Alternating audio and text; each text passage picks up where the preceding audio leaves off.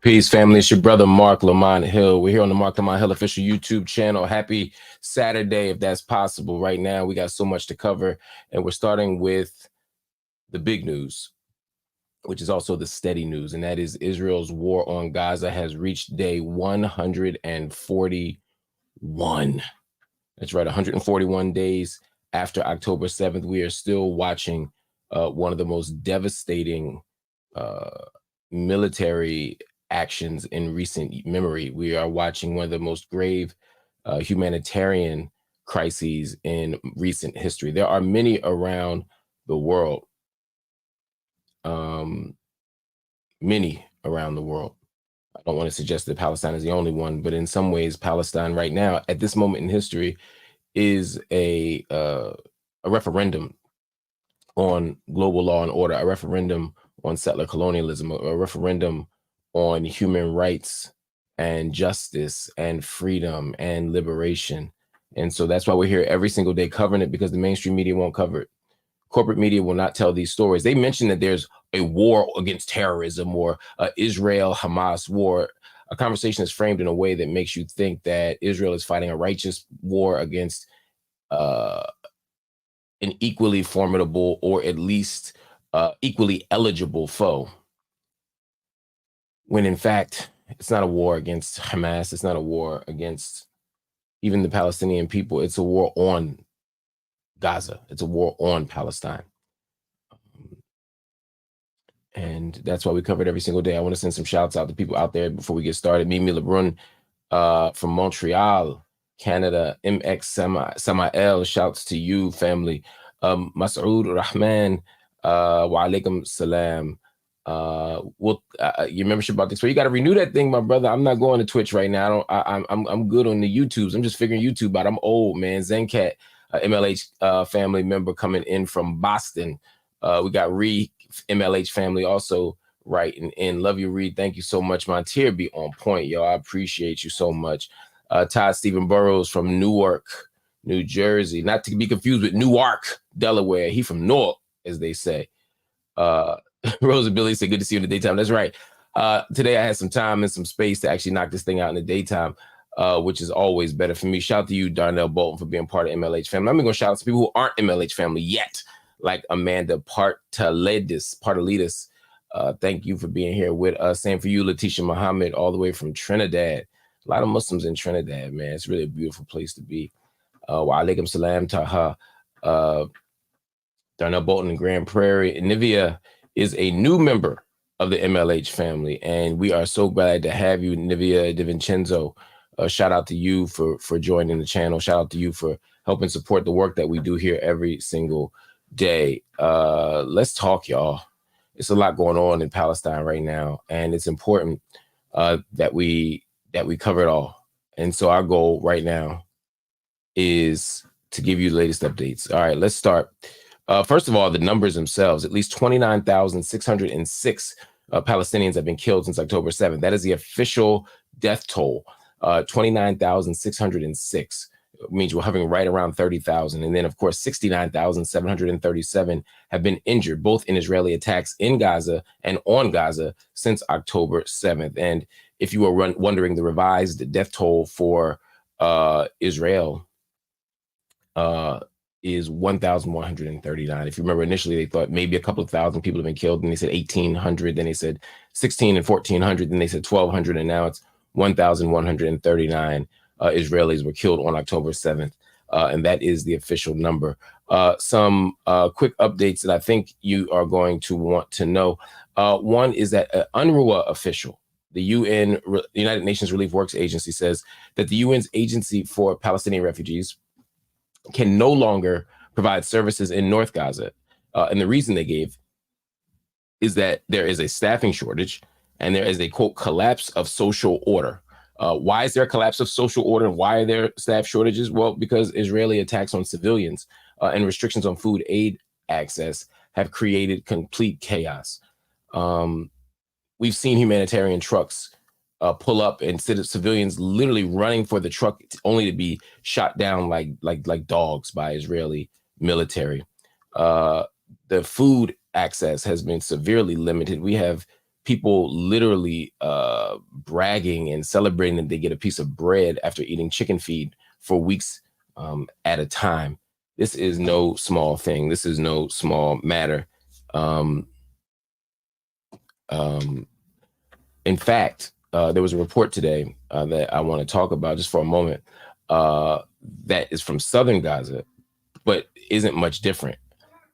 And that is that adults are skipping meals just to feed the children. There's not enough food for people to eat every meal. And so adults are skipping meals so that the children have sufficient food to eat so that they can grow. Because when you do things to prevent children from growing and you're successful, it's a what? Genocide. People are lined up for hours a day just to have a very small slice of food and a small bottle of water. This is the reality of what we're seeing here in the Gaza Strip. And again, the North is no different. In fact, the North is worse because the supplies aren't even getting there. It's not just that people are lining up to get scarce amounts of food, it's that there is no scarce amount of food to access. And so we are seeing extraordinary desperation and hunger in the North. And in all cases, but especially the North, UNRWA, the agency designed to help, doesn't have capacity because, again, people are being killed and there's no food. Also, yesterday, there was an Israeli strike at a home.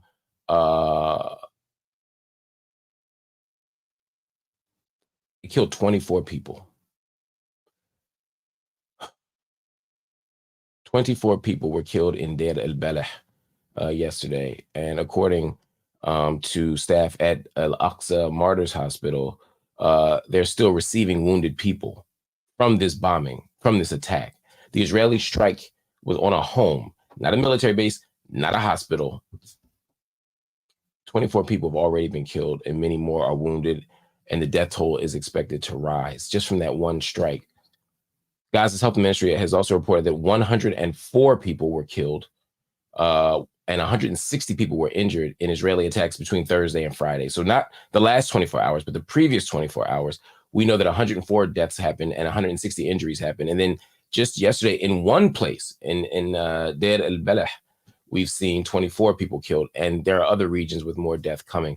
The numbers, again, I can't stress to you enough how stark and scary these numbers are.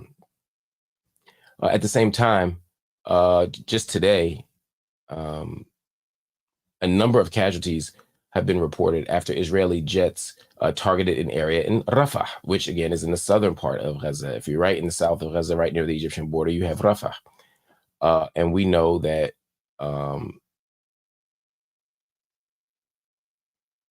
there are probably double-digit deaths in Rafah today, just today, from the Israeli jets targeting the area. And let's be clear when we use the word target, because target implies a level of precision that ain't there. So it's not like they targeted a corner or a block or a terrorist headquarters, in quotes.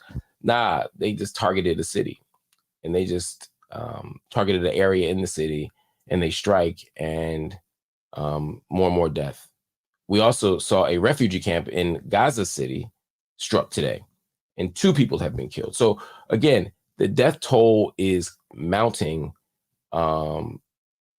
by the minute. Just 9 minutes ago, the Palestinian Red Cross Society says that its ambulance crews have transported 2 injured Palestinians who arrived at the Deir el-Balah ambulance center to get to Al-Aqsa Martyrs Hospital after they were injured by Israeli gunfire in the El Mawasi area of Khan Yunis. So we already talked about the people who were killed in Deir el-Balah. Now there's 2 more just in the last hour. Just in the last hour. At the same time, we've seen some organizations speaking up, and this is no surprise. El Haq, which is a human rights organization, one of the human rights organizations that was targeted last year by Israel and other countries because Israel asked them to. But El Haq, which is a human rights organization out of Palestine, they said that they officially denounced the killing of Dana Yagi, who was killed in the Gaza Strip. But it's important to understand. She lives in Deir el-Balah, place we've been talking about. This woman, Dana Yagi, lives in Deir el-Balah. She was killed. And 40 other people in her family were killed in the same strike, including 10 children. 40 people were killed, including 10 children.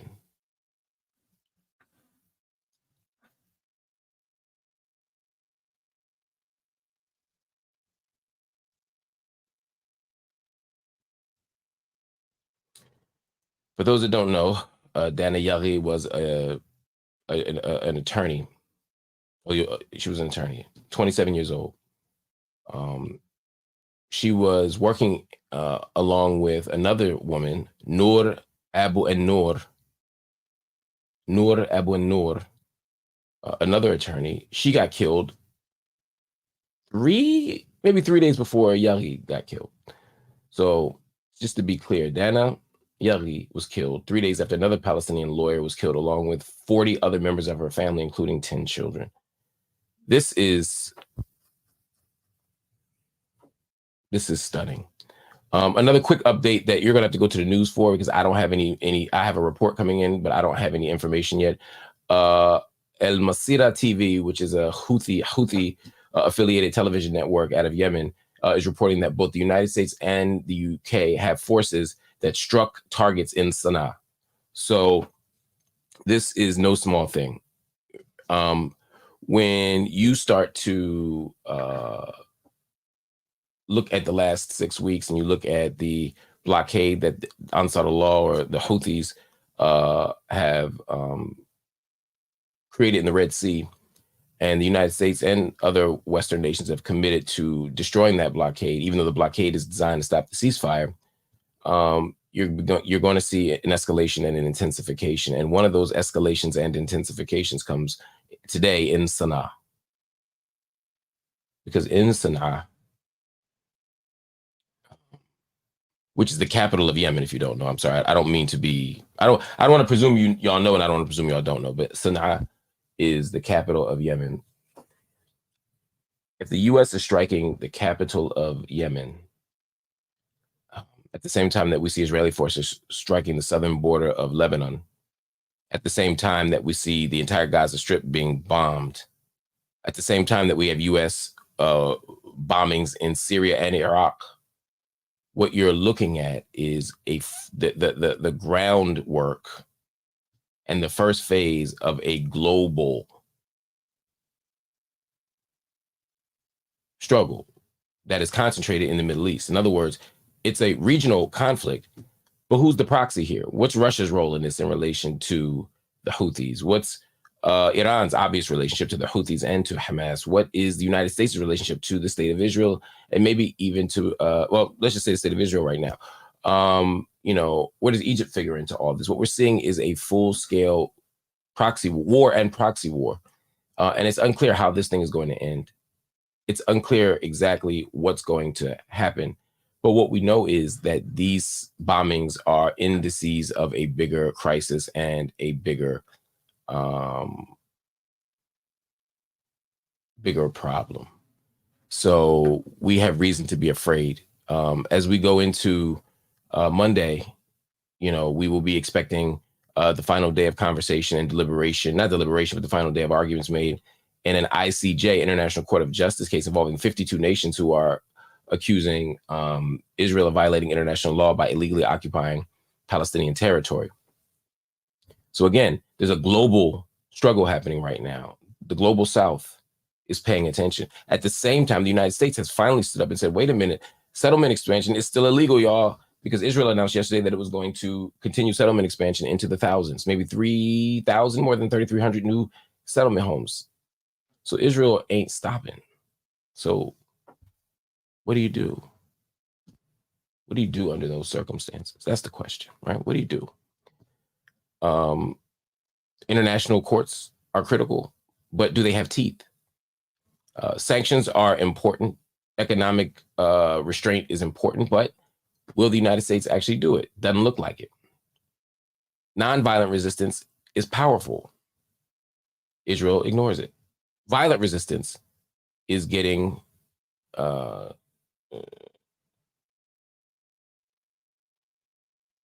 don't want to say overridden, but whatever you saw on October 7th has been, and whatever you think of October 7th, what's happened since October 7th has,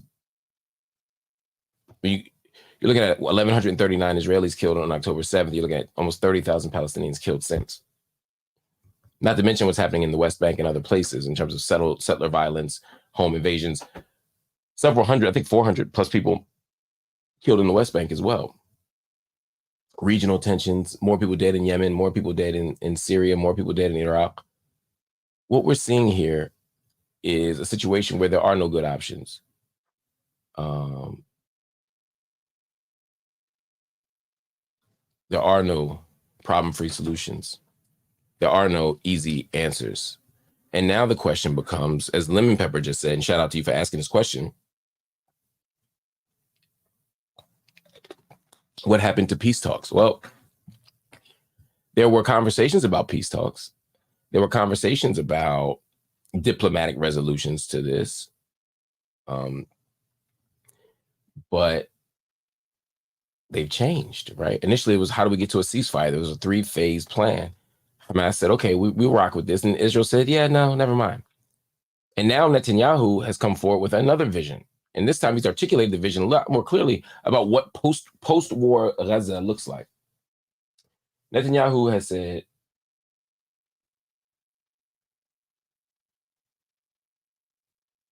Netanyahu has been very clear, very articulate about what his post-war vision for Gaza is. He says it's going to be maintaining indefinite military control over the Strip. Indefinite military control over the Strip. What does that sound like? That sounds like 1967 all over again. Indefinite military control. He's saying military occupation. That's exactly what the West Bank has right now. That's what they've been fighting against. It said ceding the enclave's civilian administration to Palestinians with no link to Hamas. In other words, he's saying let somebody else run the day-to-day of it. We don't want to be that close to you Arabs. We'll let another Arab/Palestinian group do it, but they can't have a Hamas link. What's noteworthy, though, is they didn't say the PA. Now, I'm not saying the Palestinian Authority should want to do it or is capable of doing it or has a mandate to do it. All those things are probably no's for all the obvious reasons or not so obvious reasons. But the point is, at the end of the day, they want to bring in another Palestinian leadership on the not after an election, but on the back of a tank. What Palestinian organization, what Palestinian group is going to be able to command the people, control and create order and justice and democracy? Who's going to rebuild a democratic Palestine if their mandate comes not from the will of the people, but from Israeli gunfire? That can't happen. The only way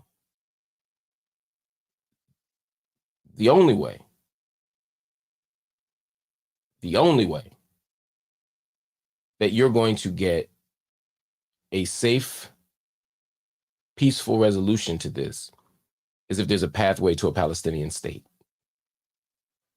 And there are Israelis now who say, well, we can't give them a state now. I mean, that would be rewarding bad behavior, as if they are insolent children who need to be punished, and we don't want to reward their bad behavior. What Palestinians have been doing since the beginning of this 100-year war on Palestine has been resisting in every way imaginable. And we may agree with lots of those ways. We may disagree with lots of those ways.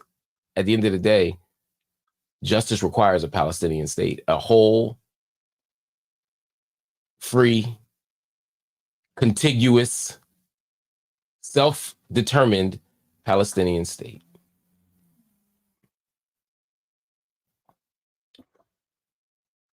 That's the reality. That is the reality. Corey T, my man, said, who's going to create a democratic Israel? And that's the point. 18 human rights organizations around the world, as of this year or last year, said that Israel's an apartheid state. So as much as Israel calls itself the only democracy in the Middle East, you can't call yourself the only democracy in the Middle East based on the fact that you only count the people who you consider worthy of democratic citizenship. In other words, how are you a democracy when you got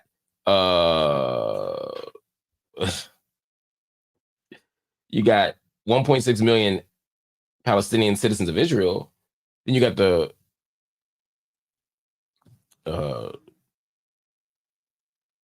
the other 8 million, is that right? Is my math right? Yeah, the other 8 million Israelis there. So you got about 10 million Israelis, 9.6, somewhere under 10 million Israelis who are in the state.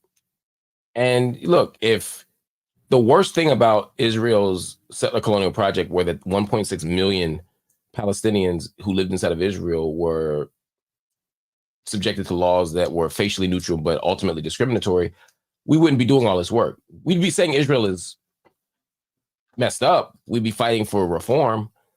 But it's not just that. It's also the millions of Palestinians who live in the West Bank. It's the millions of people who live in Gaza. It's the millions of people who live as refugees around the world. These people are controlled by Israel as well. Israel, it doesn't just have control over the state of Israel. Israel has control over all of historic Palestine. Why is that important?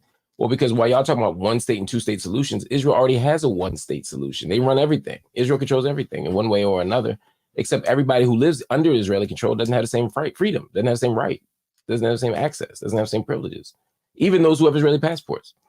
So Corey's 100% right. There's no way to have an Israeli democracy as long as there's a Palestinian freedom movement that is not being respected, honored, or affirmed, or and whose freedom dream isn't being realized. That's just a reality. All right, y'all. We're gonna keep going. I want to send a shout out. I'm gonna see who I'm looking at the comments, y'all. That's why I'm pausing like this. Johnny Watkins says it's the only form of ethno-nationalist politics that isn't called out as obviously racism. That's right. I mean, I don't know if it's the only one. I'd have to think about the word only, but it's certainly a form of ethno-nationalism that is not called out as unjust, unfair, racist, etc. You're right. I mean, it's we talk about the need for a Jewish state and the affirmation of a Jewish state. And to be sure, Jewish people need safety, protection, dignity, self-determination. They need justice. How do you provide those things in a way that doesn't impinge upon the rights of Palestinian people and Palestinian liberation and Palestinian self-determination? I mean, those are the questions we have to ask. And there doesn't seem to be a good answer for it. There doesn't seem to be a good answer for it. All right, family, I'm going to holler at y'all later. I want to thank y'all for checking out this update. In the meantime, family, you know what to do. Please hit the like button. Please hit that subscribe button as well. You know we love when you hit the like button. The algorithms like it. It lets you know, it lets them know that people are watching this channel and that we are worth watching. Hit the subscribe button. Don't cost you a thing to be part of the YouTube channel as a subscriber. Just hit the subscribe button. But you know, we also love when you join the channel. We love when you join the channel. 2 people joined today. If you hit that join button, you will be able to become an official part of the Marc Lamont Hill official YouTube channel. And when you join the channel, you will get special videos, special access. Last night we did a members only Q&A. We're gonna do another one tonight. Members only Q&A content, members only debates, members only videos, but also and beyond the prizes that you get, which I think are important. We ask you to join the channel because we need support to make this thing run. So if you can join the channel, we appreciate it. Even if it's as a bronze member or whether it's all the way up to a diamond member, we appreciate all of it. We appreciate all of it. I want to thank y'all for that. And finally, you know, if y'all don't want to be signing up for stuff, y'all don't want to be part of anything monthly, y'all don't know what next month going to look like, I dig it. Feel free to just drop something in our Cash App. just go to Cash App and hit the $ and go MLHTV. MLHTV. When you do that, you're able to support the channel any amount you want at any time. If everybody who's watching right now, we have got a couple hundred people watching. If everybody were to just donate $2, just $2, just $2, we would be able to build, we'd be able to edit 2 new videos today. We'd be able to produce another podcast today. If everybody who watches this channel on a regular basis were to donate $5, we will be able to make significant headway toward building that new studio that will allow us to run a full nightly YouTube show, that will allow us to have podcasts for other people. We can do all of that stuff if you just hit the if you just hit the join button and become a monthly subscriber, or if you go to a Cash App and do MLHTV it again, just $5. I appreciate y'all, love y'all, and I'll see y'all later. Peace.